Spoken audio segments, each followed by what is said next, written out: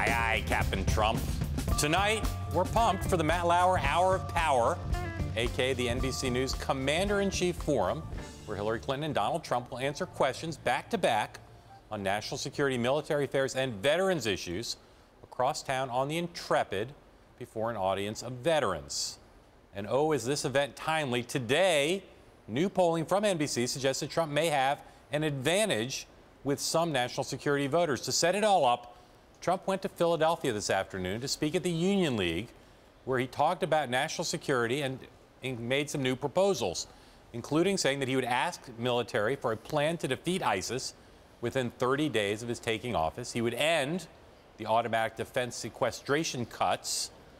He'd build up the country's defenses by modernizing the military, adding more equipment, and modernizing the missile defense system. Trump said typically that he would be the best commander-in-chief and, of course, pulled out some lines on his rival.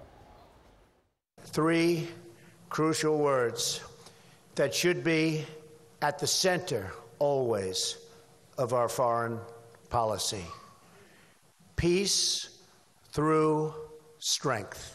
Unlike my opponent, my foreign policy will emphasize diplomacy, not destruction. Sometimes it seemed like there wasn't a country in the Middle East that Hillary Clinton didn't want to invade, intervene in, or topple. She's trigger-happy and very unstable. So, John, on these new Trump proposals today, is it good policy, we always ask, and is it good politics? Well, I think it's most of the proposals that he made, apart from the asking generals to have a ISIS plan in 30 days, are pretty standard issue Republican fare on national security and defense. In that sense, they're fine. The 30-day proposal to ask generals to come up with a plan to defeat ISIS is sort of comical in the context of the kind of criticisms he's leveled against Hillary Clinton, against Barack Obama, against everyone, and even more comical in the context of him saying he knows more about ISIS than the generals. The Democrats will justifiably say there were a lot in here that doesn't make any sense. He contradicts some of the things, saying he was always against the Iraq war, etc. Right. This speech, if he'd given this speech for the entire campaign, would be very potent politically. It balances traditional center-right positions on national security and critiques the Obama administration with some of the politically powerful positions he's had all along, saying, for instance, America needs the burden sharing needs to be bigger. The allies need to spend more. America needs to be a little bit more about America rather than leading the alliance.